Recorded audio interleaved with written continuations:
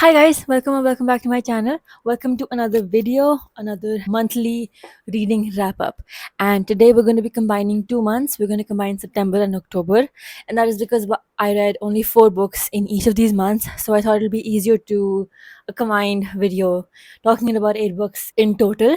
So yeah, without further ado, I guess let's get started. So the first book I read in the month of September was actually something I was reading in August, but I was able to finish this in September, and that is Mistborn Book 1 by Brandon Sanderson. I have been wanting to get into the Cosmere, which is the universe that Brandon Sanderson writes. I've been wanting to get into that for a very long time, and in a lot of places I had heard and saw that one of the best ways to get into the Cosmere was through the first Mistborn trilogy by Brandon Sanderson. That is what I did. This is the first book, and I really thoroughly enjoyed this. I honestly do not want to talk much about this book because I do have a reading vlog. Either it's already up on my channel or it's going to be up pretty soon. But yeah, there is a video in which I'm talking in detail about this book, about the universe that it's set in, what is the magic system in it, who are the main characters, what is the basic plot of the book. So I'm not going to get too much into this book. All I'm going to say is I really enjoyed this. I gave this a 4.5 stars. It wasn't really a 5-star read for me. I'm honestly really sad about that fact, but a 4.5 stars is still a very good rating, and I have purchased the next book in the series, and I really want to get back into this universe, and I definitely will read more of this. To give just a little bit overview, this is an epic fantasy series, and it's set in, like I said, in a universe that Brandon Sanderson has created. It is the Cosmere. We have the Ska, who are basically the group of people, the caste of people that are sort of the slaves, and then we have the Lord Emperor and the basically the nobility, right? Who are basically slaving these Ska members. So that's all I'm going to say about this. If you really want to know more about this book, please go ahead and watch that reading vlog that I have up on my channel. If not, it's going to be up soon. Next up, I read another very popular epic fantasy series, and that is Dune by Frank Herbert. If you guys don't know what Dune is, you are living under a rock. It's the very popular Hollywood franchise. It's also based on the books by Frank Herbert. I have also included me reading this book in that reading vlog, so please do check that out.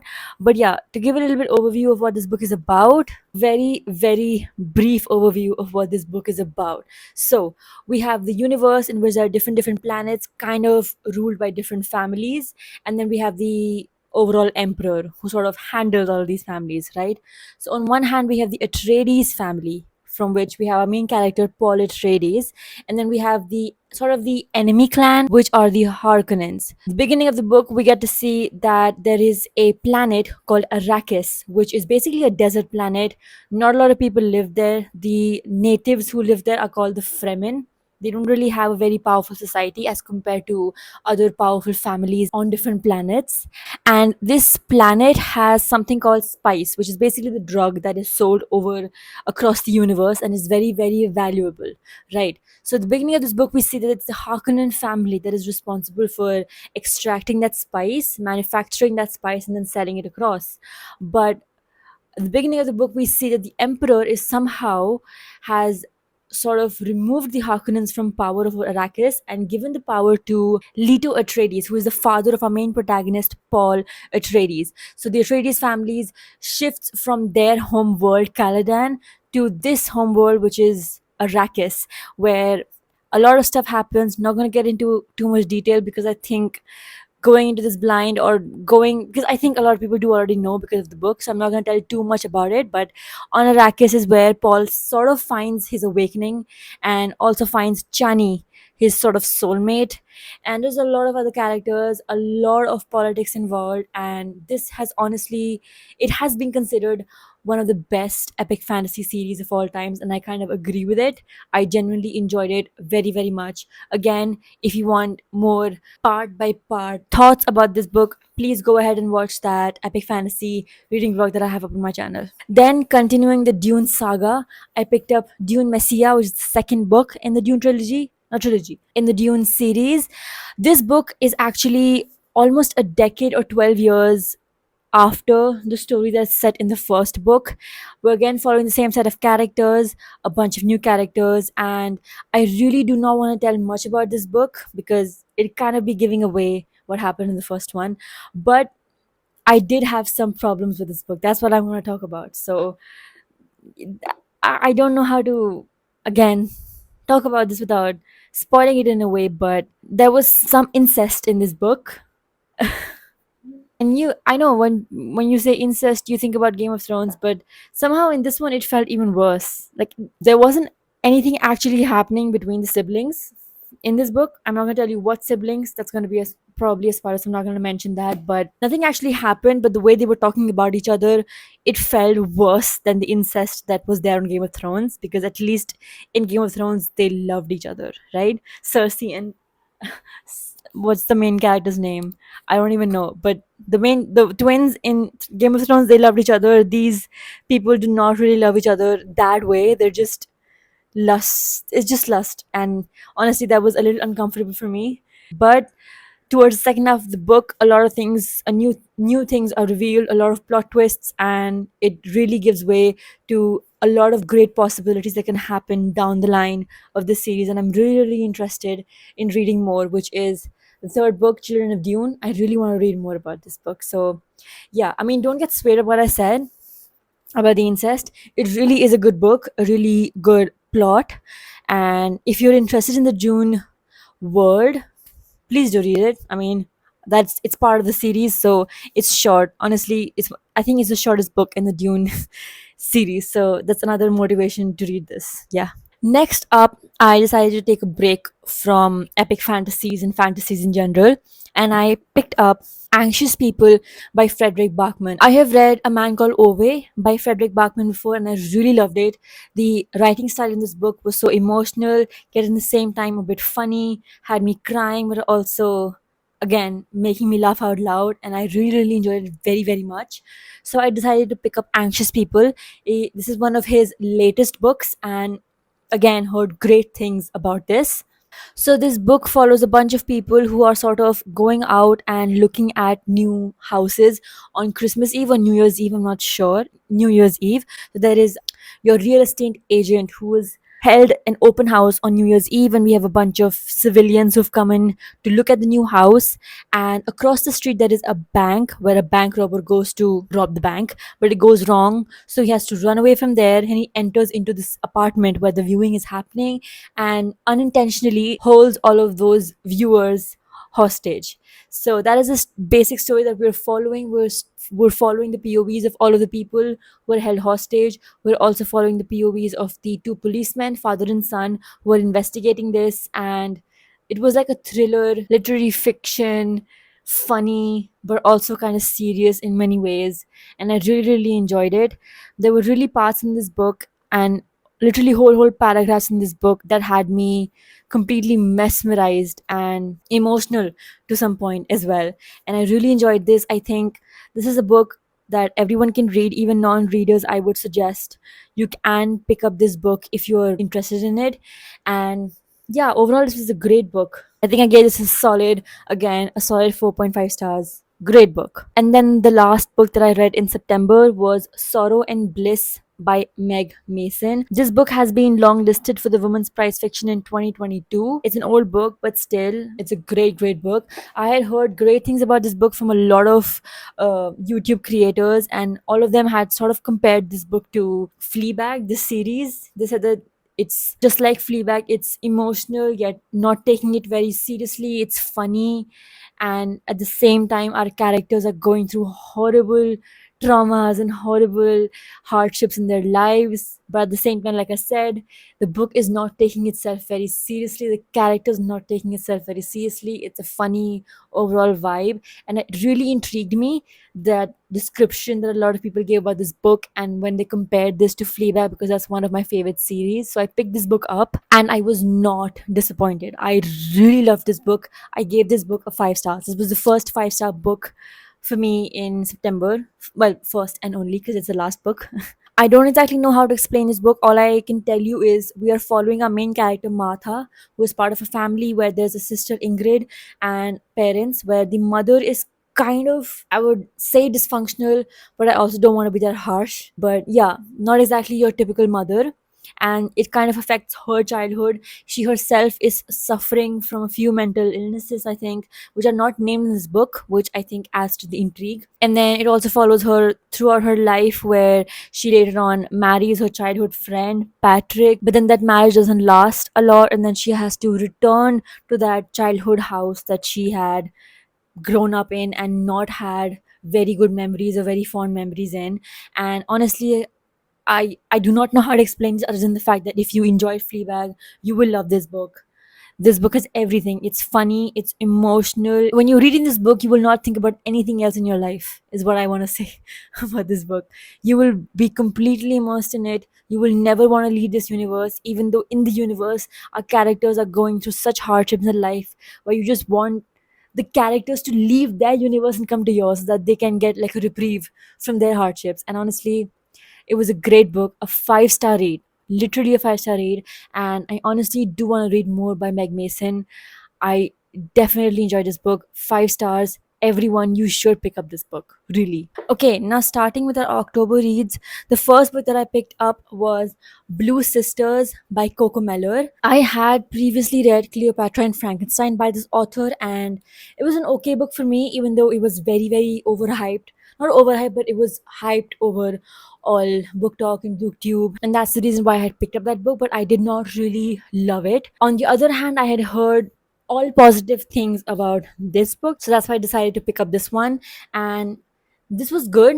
I mean, I gave this a solid 4 stars. It wasn't really a 5-star read for me, but still a book that I definitely really enjoyed, and I would definitely recommend to other people as well. So this book follows 4 sisters, the Blue Sisters. We have Avery, Bonnie, Lucky, and Nikki. And the youngest of those sisters, that is Nikki, has died, right?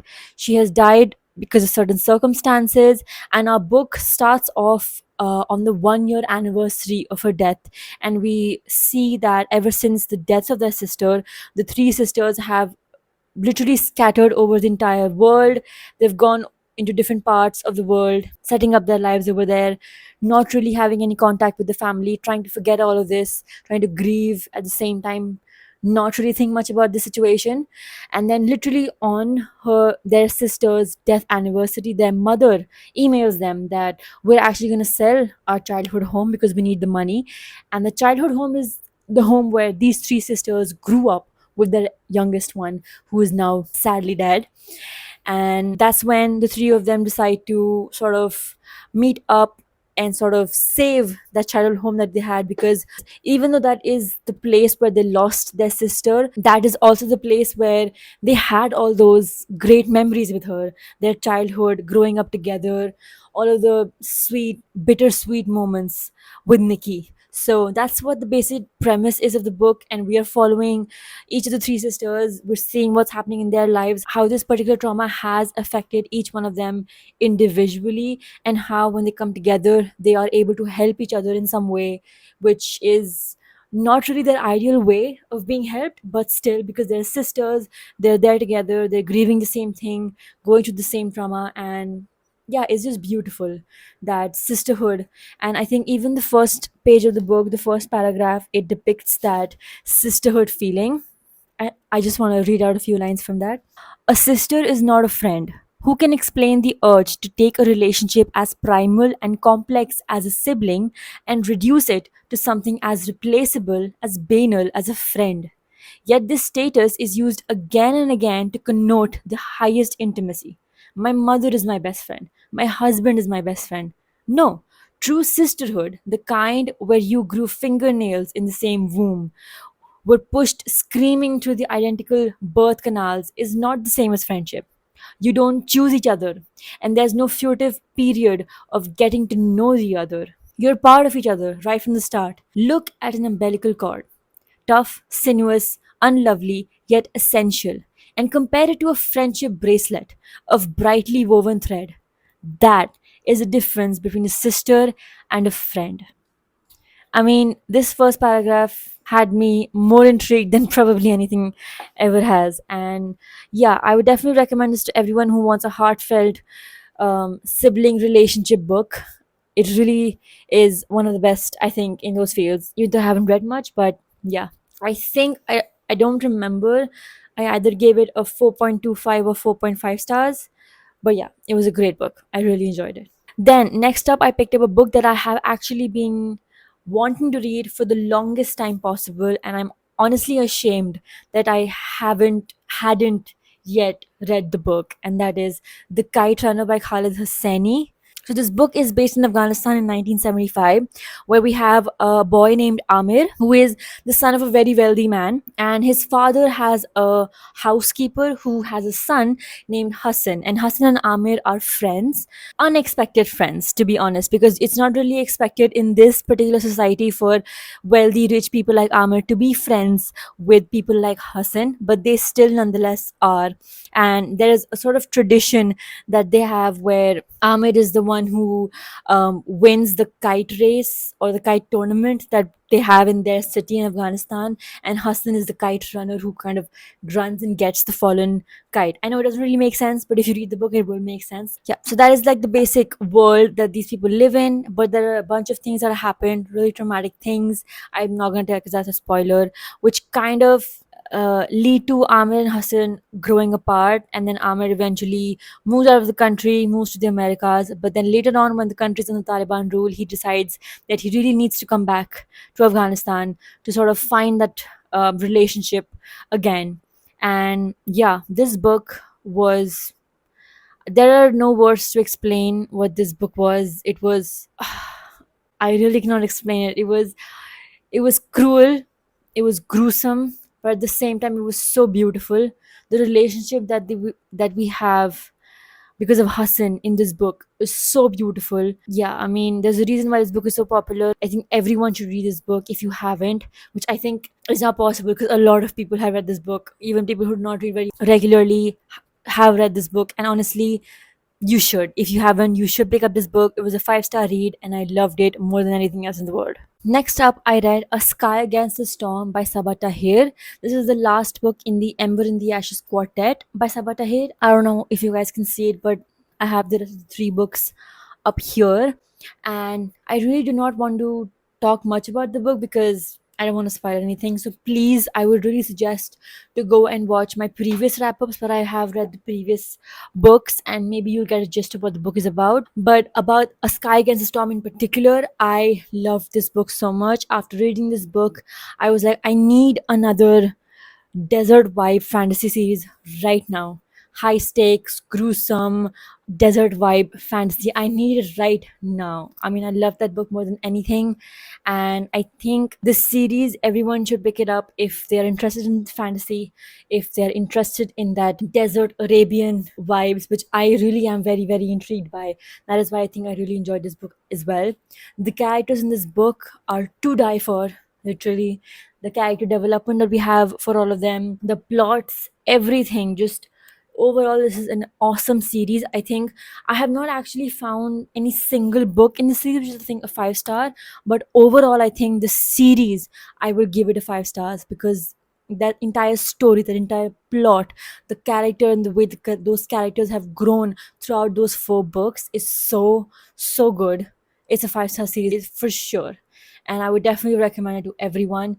If you are interested in fantasy, specifically in a desert vibe fantasy where it's high stakes, enemies to lovers, very, very important and very honestly loving side characters, flawed yet loving side characters, then please do pick up this series. I really, really enjoyed it. Then I picked up a romance book because I wanted a palate cleanser from all of the very, very heartbreaking literary fiction and fantasy, gruesome fantasies.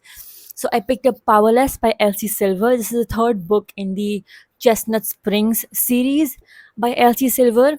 And it was a good book. Honestly, not much to say about it. It's a cowboy romance. Our main character, he is a hockey player, but he's sort of like the adopted kid into this cowboy family.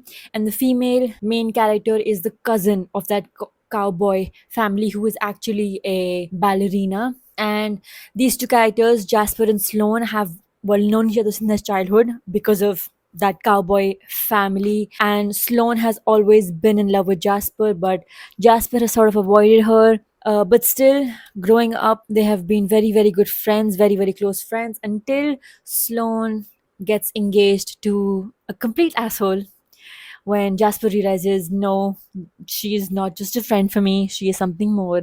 And then a bunch of other stuff happens, and I think it was a good book. I mean, the intention with which I picked up the book to have a palate cleanser, it did the job. It wasn't very great on anything. I honestly thought that Powerless would be one of my favorite books in the series, but I think Heartless, which is the second book, was till now my favorite book. And yeah, I don't really have much to say about this other than if you're interested in a cowboy romance series, please do pick it up because it gives the entire vibe of a small town, cowboys, kind of forbidden but at the same time really, really good and cute, bantery romance. And yeah, that's all I have to say about that. And then lastly, we have this book which I started but I was not able to finish. I actually picked up this book in the beginning of October and it's literally the 1st of November now, and I still haven't been able to finish it, even though I only have this much left, and that is Tom Lake by Anne Patchett. I was dying to read this book because this is one of the top 100 books of the 25th century, of the 21st century, but I just could not get myself to complete this book. Literally, I suffered through this much, but this much I was like, I'm done. I'm so done. There was literally no plot in this. It was all vibes and just I don't know what to tell you. So in this book we follow our main character who is I think in her late 50s or something, and she has three young daughters, and it's a time of the pandemic. They're all stuck in their house, which is in a sort of cherry farm in Michigan, I think. I'm not exactly sure. Yeah, their family orchard is where the mother, the father, and three grown daughters are living and sort of taking care of that farm. And because they're bored, completely bored, the mother is telling the daughters about her story, how she, when she was young, had started off as an actress in theater, and during her very, very short career as a theater actress and even a film actress, she was dating Peter Duke, who has now become a very, very famous actor. And the daughters are very, very interested about it. They want to know, like, obviously, if you realize that your mother dated a superstar who is now a superstar now, you want to know what the deal was. That's what the book is about.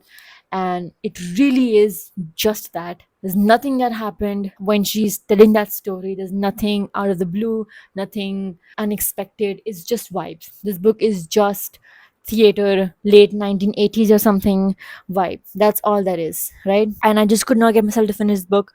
I would not say I have DNF'd it. I think I will eventually, after some time, pick up this book and finish these remaining 50 pages. But as of now, I'm giving this book a 2 star and putting it down.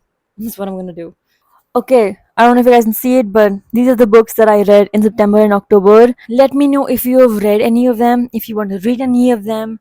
Literally anything you want to tell me, just let me know down in the comments. And yeah, I really hope you enjoyed this video. I will see you again very, very soon. Bye.